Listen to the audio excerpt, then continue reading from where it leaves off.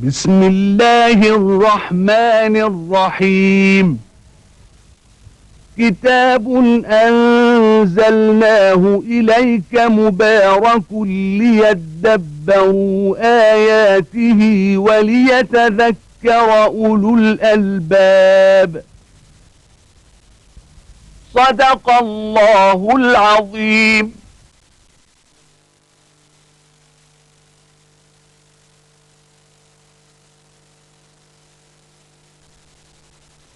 الحمد لله رب العالمين، والصلاة والسلام على عبده ورسوله الأمين سيدنا ونبينا محمد وعلى آله وأصحابه ومن اهتدى بهداه وعمل بسنته إلى يوم الدين. وبعد، فيقول الله تبارك وتعالى: من كان يريد حرث الآخرة نزد له في حرثه، ومن كان يريد حرث الدنيا نؤته منها وما له في الآخرة من نصيب.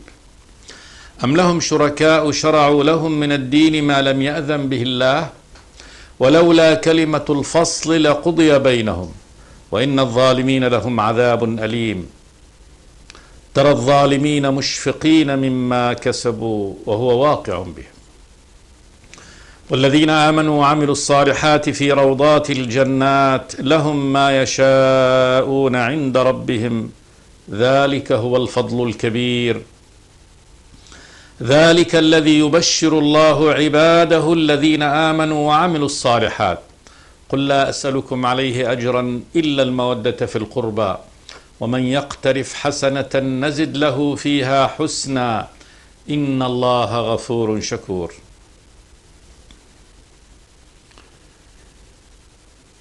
قول الله تبارك وتعالى: من كان يريد حرث الآخرة نزد له في حرثه. هذه سنة الله تبارك وتعالى وإفضاله وإنعامه سبحانه وتعالى على عبده المؤمن الذي يريد الدار الآخرة ويريد وجه الله تبارك وتعالى. من كان يريد حرث الآخرة، العمل الآخرة، سمي حرثا لأنه يشبه الحرث، الزراعة. فمن يبذر يحصد، فمن كان يعمل للآخرة يبذر لها الآن ليحصد في الآخرة. من كان يريد حرث الآخرة نزد له في حرثه ثوابا عدا. وأما الجزاء فهذا إفضال وإنعام من الله تبارك وتعالى، ليس مكافئا للعمل. أما كل من عمل حسنة فإن الله تبارك وتعالى يكتبها له 10 حسنات إلى 700 ضعف، إلى أضعاف كثيرة. من تصدق بدينار فكأنما تصدق ب10 عند الحد الأدنى، أو يضاعف الله تبارك وتعالى له إلى 700 ضعف، ثم إلى أضعاف كثيرة لا يعلمها إلا الله تبارك وتعالى. وأما الجزاء فهو ليس مكافئا للعمل، إنما هو إفضال وإنعام من الله تبارك وتعالى. هذه الزيادة في العد والحساب. كذلك نزد له في أن يوفقه الله تبارك وتعالى إلى أمثال ذلك من فعل الخير. ومن كان يريد حرث الدنيا، زراعته وعمله فقط من أجل الدنيا ولا هم له في الآخرة، نؤتيه منها بعضها فيأخذ منها ولا يأخذ منها إلا ما قدره الله تبارك وتعالى. من كان يريد العاجلة، كما قال جل وعلا: من كان يريد العاجلة عجلنا له فيها ما نشاء لمن نريد ثم جعلنا له جهنم يصلاها مذموما مدحورا. هنا يقول الله تبارك وتعالى في هذه الآية: ومن كان يريد حرث الدنيا، ومن كان يريد حرث الدنيا نؤته منها وما له في الآخرة من نصيب. ليس له في الآخرة عند الله تبارك وتعالى من نصيب من الجنة والرحمة والرضوان الذي أعده الله تبارك وتعالى لمن يريد الآخرة. أما من كان همه الدنيا وقف همه ونيته وعمله عند الدنيا فقط، فهذا لا نصيب له في الآخرة، وهذا ليس له في الآخرة إلا النار، كما قال الله تبارك وتعالى في الآيات الأخرى: من كان يريد العاجلة عجلنا له، ومن كان يريد العاجلة عجلنا له فيها ما نشاء لمن نريد ثم جعلنا له جهنم يصلاها مذموما مدحورا. ومن أراد الآخرة وسعى لها سعيها وهو مؤمن فأولئك كان سعيهم مشكورا، أي مزاد فيه. فأولئك كان سعيهم مشكورا، كلا نمد هؤلاء وهؤلاء من عطاء ربك وما كان عطاء ربك محظورا. هذه هي قاعدة الحساب عند الله تبارك وتعالى بالنسبة لمن يريد الله تبارك وتعالى والدار الآخرة، ومن يريد هذه الدنيا فقط. ثم قال تبارك وتعالى: أم لهم شركاء شرعوا لهم من الدين ما لم يأذن به الله. هذه أم إضراب على هذا سؤال، همزة الاستفهام والإضراب، هذا السؤال هنا يراد به الإنكار والتقريع. أم لهم شركاء شرعوا لهم من الدين ما لم يأذن به الله. والحال أنه ليس هناك شريك مع الله تبارك وتعالى يشرع، يحل ويحرم ويأمر وينهى، كل هذا الحكم إنما هو لله تبارك وتعالى. تشريع الدين، الشرعة كلها لله تبارك وتعالى. شرع لكم من الدين ما وصى به نوحا والذي أوحينا إليك. فالله هو الذي يشرع لعباده ما يريد. إن الله يحكم ما يريد. يا أيها الذين آمنوا أوفوا بالعقود، أحلت لكم بهيمة الأنعام إلا ما يتلى عليكم غير محل الصيد وأنتم حرم إن الله يفعل ما يريد. فهذا أمر، إن الله يحكم ما يريد. فالله هو الذي له الحكم سبحانه وتعالى، وهو الذي يشرع لعباده ما شاء، سواء كان طبعا الدين يدخل فيه كل ما يدان به، كل الأفعال. الدين صبغة عامة، صبغة الله ومن أحسن من الله صبغة، من الحلال من الحرام، طبعا في كل شؤون الحياة، من اللباس والطعام والشراب والسلوك والعمل والمعاملات الناس بعضهم بعض. وكذلك من الدين من القربات التي شرع الله تبارك وتعالى أن يتقرب بها إليه، من صلاة وصيام وزكاة وحج وذبح وغير ذلك. فإن الله تبارك وتعالى لا يقبل من أحد أن يعبده إلا بما شرع سبحانه وتعالى، أن يتقرب إليه إلا بما شرعه جل وعلا. ولذلك قال النبي صلوات الله وسلامه عليه: من أحدث في أمرنا هذا ما ليس منه فهو رد. من أحدث في أمرنا هذا ما ليس منه فهو رد، يعني مردود عليه. وقال: كل عمل ليس عليه أمرنا فهو رد. كل عمل ليس عليه أمرنا، أمر الله تبارك وتعالى وأمر رسوله صلوات الله وسلامه، فهو رد، الله يرده عليه، لا يقبله الله تبارك وتعالى منه. فالله يقول لهؤلاء المشركين: أنتم الآن الذين شرعتم لأنفسكم ونسبتم هذا التشريع إما لأنفسكم وإما لآلهتكم الباطلة وإما لآبائكم، هل هؤلاء شركاء مع الله؟ هؤلاء الذين يشرعون جعلتموهم شركاء مع الله تبارك وتعالى في أن يشرعوا لعباده غير ما يشاءه غير ما يشاءه وغير ما يريده سبحانه وتعالى. أم لهم شركاء شرعوا لهم من الدين ما لم يأذن به الله. صير هل هذا يعني يستقيم أمر هكذا، أن يأتي منادد ومعارض لله تبارك وتعالى وكذا يشرع لعباد الله تبارك وتعالى ما لم يأذن به الله؟ يكون هذا مفتئت على الله تبارك وتعالى، طاغوت وضع نفسه في غير موضعها. ليس لأحد أن يشرع لعباد الله تبارك وتعالى دون شرعة الله جل وعلا. فالله هو الذي يشرع ما شاء ويحكم ما يريد سبحانه وتعالى. ثم قال جل وعلا في مقابل هذه الجريمة الكبرى والتعدي على أمر الله تبارك وتعالى، قال: ولولا كلمة الفصل لقضي بينهم وإن الظالمين لهم عذاب أليم. ولولا كلمة الفصل، يعني لولا أن الله تبارك وتعالى قد حقت منه كلمة أن يجعل يوم القيامة للفصل بين عباده ويؤخر يعني الحساب بينهم إلى هذا اليوم، لقضي بينهم في هذه الدنيا. يعني لولا أن الله قد سبق يعني قوله سبحانه وتعالى بأنه قد جعل يوم القيامة يوما للفصل، فهذا يوم الدين يوم الجزاء، لكان قد أتاهم جزاؤهم بالإهلاك وبالعذاب في هذه الدنيا على هذه الجريمة، جريمة الكبرى، وهو أن ينسب التشريع لغير الله تبارك وتعالى، أو يفتئت من يفتئت فيشرع لعباد الله تبارك وتعالى ولخلق الله عز وجل ما لم يأذن به الله. ولولا كلمة الفصل لقضي بينهم. ثم قال جل وعلا: وإن الظالمين لهم عذاب أليم. وإن الظالمين هؤلاء الظالمون، هذا من أعظم الظلم، وهو التعدي على أمر الله تبارك وتعالى وحق الله تبارك وتعالى في التشريع لعباده وأن يحكم ما يريد، فيأتي هذا فيضع نفسه في محل الرب تبارك وتعالى، فهذا ظالم، هذا ظالم. وإن الظالمين لهم عذاب أليم، تهديد، هذا وعيد من الله تبارك وتعالى، وعذابهم الأليم في الآخرة عذاب النار. ثم وصف الله تبارك وتعالى حالتهم يوم القيامة، قال ترى الظالمين مشفقين مما كسبوا وهو واقع به. ترى حيث ترى يوم القيامة الظالمين، هؤلاء الظالمون الذين شرعوا ما لم يأذن به الله واتبعهم من اتبعهم من الدهماء والغوغاء في تشريع غير الله تبارك وتعالى، مشفقين مما كسبوا، مشفقين خائفين أشد الخوف أنهم يأتي يوم القيامة وقد بلغ بهم الخوف حد الإشفاق، وهو نهاية يعني الخوف، نهاية بلوغه عند آخر حده في النفس. مشفقين مما كسبوا، من الذي كسبوه، وهو أنهم افتئاتهم على الله تبارك وتعالى وتشريعهم ما لم يأذن به الله جل وعلا.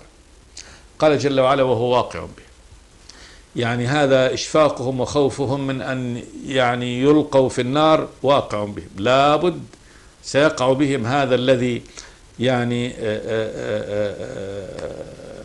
العذاب الذي ينتظرهم، هذا واقع به. أما في المقابل قال جل وعلا والذين آمنوا وعملوا الصالحات في روضات الجنات. أما الذين آمنوا بالله تبارك وتعالى، وهذا يدخل في إيمانهم بالله، الإيمانهم بكل الغيب، إذعانهم لله، طاعتهم لله، أن بعد الإيمان كذلك العمل بمقتضى هذا الإيمان. وعملوا الصالحات، الصالحات الأعمال الصالحة، والعمل الصالح هو المثاب عليه، كل عمل أمر الله تبارك وتعالى به، وهذا هو العمل الصالح. وسمي صالح لأنه صلاح للنفس، صلاح للمجتمع، صلاح للعبد أنه يعني يصلح حاله يوم القيامة. فهؤلاء الذين عملوا الصالحات من الصلاة والصيام والزكاة والحج، هذه منارات الإسلام ومن شعب الإيمان التي أمر الله تبارك وتعالى بها، البر بالوالدين، صدق الحديث، صلة الأرحام، هذه كلها داخلة في يعني معنى وعملوا الصالحات. قال جل وعلا في روضات الجنات. روضات جمع روضة، والروضة هي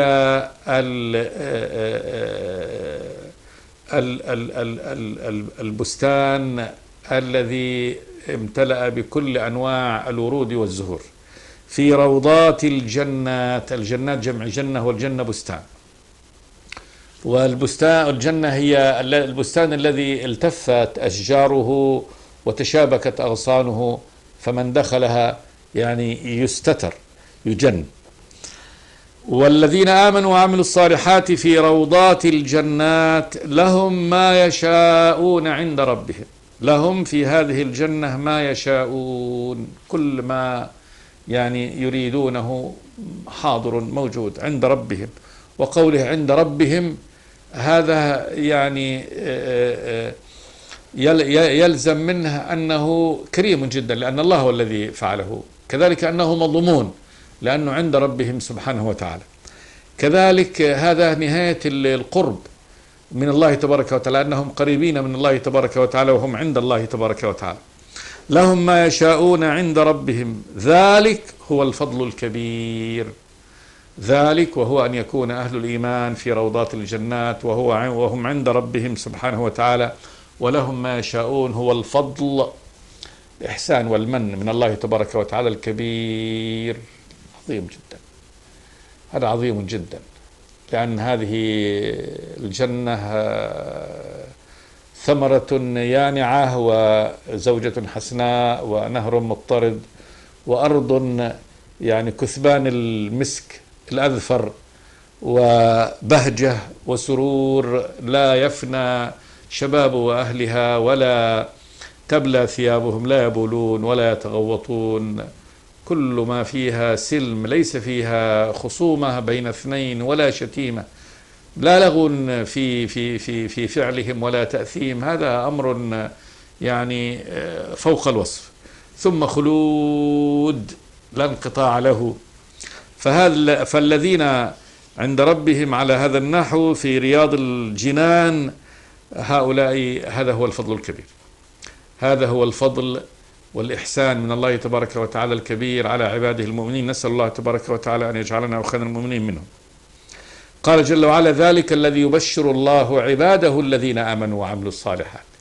ذلك هذا يعني رياض الجنان، والتي لأهل الإيمان فيها ما يشاءون، فضل الله الكبير، هذا فضل الله الكبير، ذلك الذي يبشر الله عباده. الله هو الذي يبشرهم، البشارة إخبار بما يسر، فهذا الخبر السار هو الذي يزفه الله تبارك وتعالى إلى عباده الذين آمنوا وعملوا الصالحات. وحسبك ببشرى الله تبارك وتعالى هو الذي يقولها، وهو الذي يزفها، وهو الذي يخبر بها سبحانه وتعالى عباده المؤمن. ذلك الذي يبشر الله بنفسه هو يبشر به عباده الذين عبدوه. العبادة معناها الذل والخضوع لله تبارك وتعالى، فهؤلاء الذين يعني ذلوا لله تبارك وتعالى وعبدوا الله آمنوا وعملوا الصالحات. آمنوا بالله تبارك وتعالى، الإيمان التصديق، وتصديق وعمل بمقتضى هذا التصديق، عمل القلب وعمل الجوارح، وعملوا الصالحات، فهذه بشرى الله تبارك وتعالى. ثم النبي الذي جاء بهذه البشرى، نزلت عليه هذه البشرى وهو يقدم للناس هذا القرآن، وفي هذه البشرى العظيمة، وفي هذه الدلالة الكبرى على الفوز المبين والفضل الكبير والإنقاذ من أعظم الشرور، النار وغضب الله تبارك وتعالى يعني في الدنيا والآخرة. هذا عمل عظيم. من جاء ينشلك من هذا الواقع الأليم ويدلك على الطريق الصحيح. قال جل وعلا: قل لهم بعد هذا: قل لا أسألكم عليه أجرا إلا المودة في القربى، ومن يقترف حسنة نزد له فيها حسنا إن الله غفور شكور.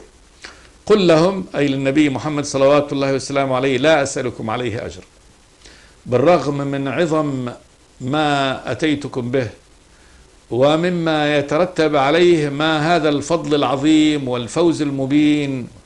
هذا لا يدلنا النبي على عمل نأخذ منه بضعة دنانير، أو على كسب صغير، أو على حياة طيبة مرفهة في هذه الدنيا. لا، هذا يعني يدلنا دلالة على الفوز المبين في الدنيا والآخرة، على الفوز العظيم، على جنة الله تبارك وتعالى ورضوانه، على ملكوت الرب، ندخل في ملكوت الرب سبحانه وتعالى في الآخرة. فهذه الدلالة تستحق يعني أن يدفع يعني فيها العبد ما يدفع لهذا الذي هداه إلى هذا الصراط المستقيم.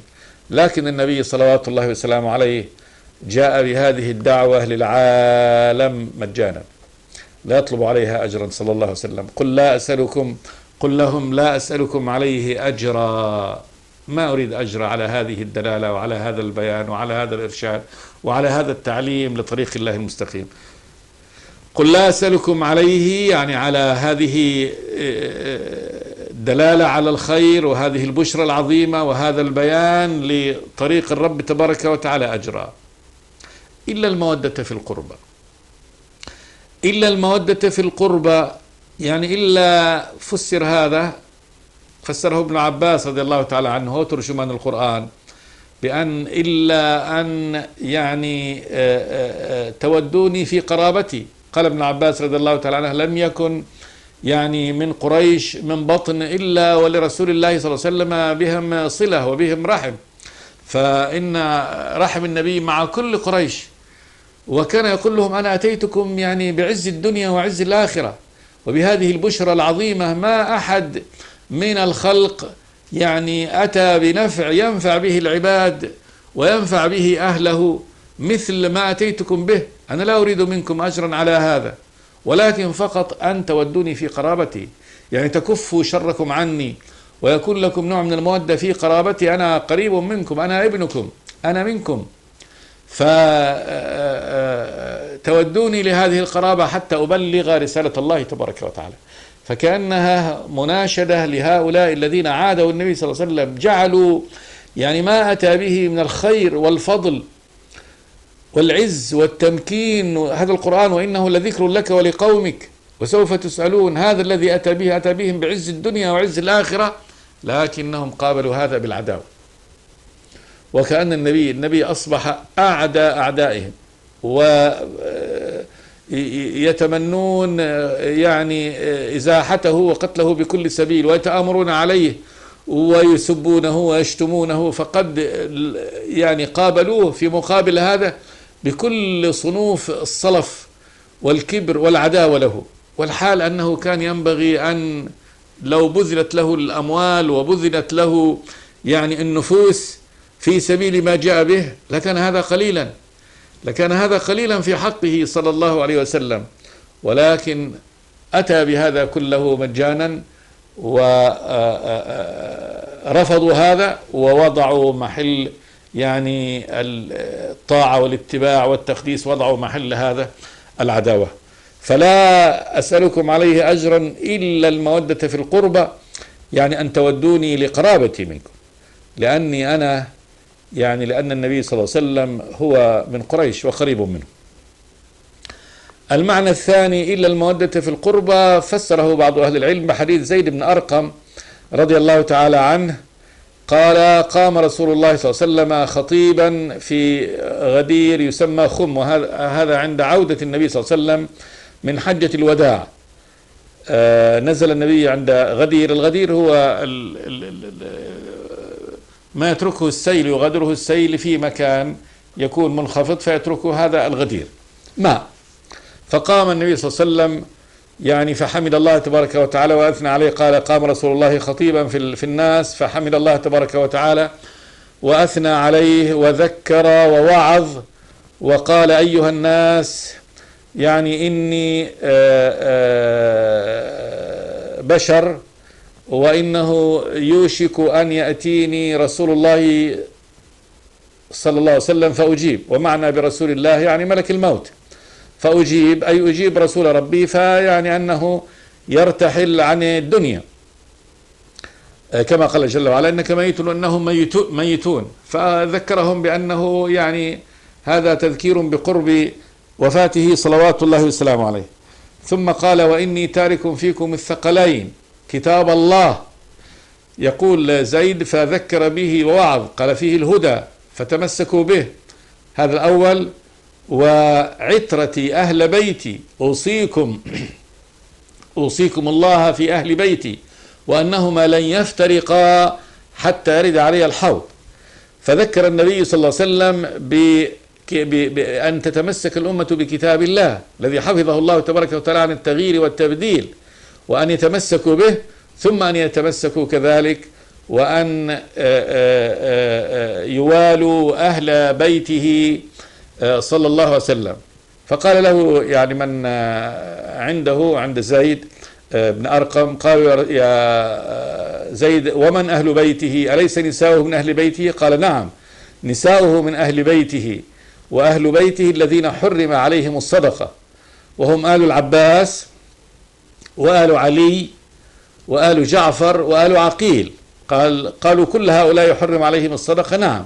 فهؤلاء آل بيت النبي صلى الله عليه وسلم: عمه العباس بن عبد المطلب وأولاده، وكذلك علي بن أبي طالب رضي الله تعالى عنه، وجعفر وعقيل، هؤلاء هم أهل بيته. فذكر النبي بهذا. ففسرت هذه الآية: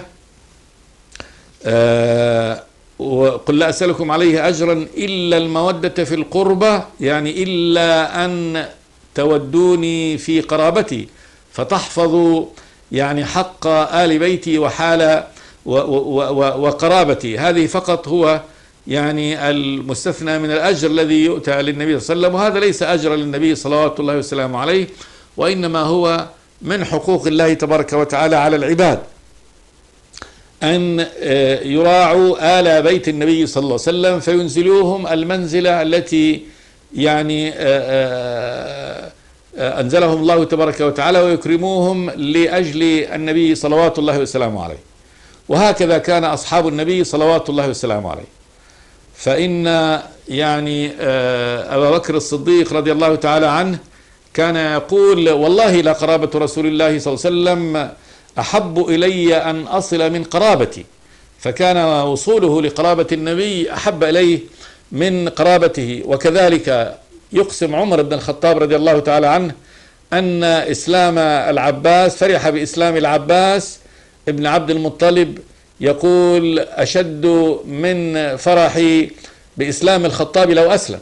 أبو الخطاب مات على الكفر، فيقول إسلام العباس عندي يعني أفضل من إسلام الخطاب، وذلك لأنه أحب إلى رسول الله صلى الله عليه وسلم.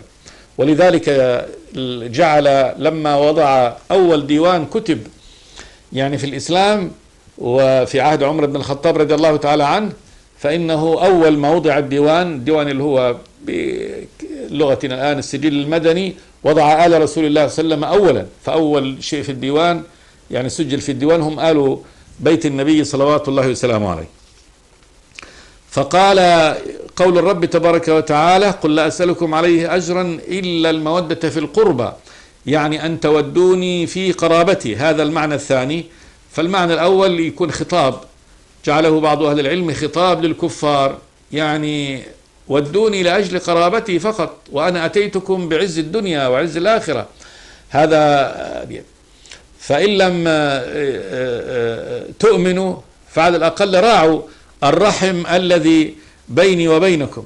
وعلى المعنى الثاني يكون خطاب للمؤمنين قل لا أسألكم عليه أجرا، قل يكون الخطاب هذا للمؤمنين لا أسألكم عليه أجرا، لا تدفعوا يعني أجر لي على هدايتكم وإرشادكم لهذا الطريق المستقيم الذي فيه عز الدنيا والآخرة، ولكن لا أطلب منكم فقط إلا أن تودوني في قرابتي، إلا المودة في القربى.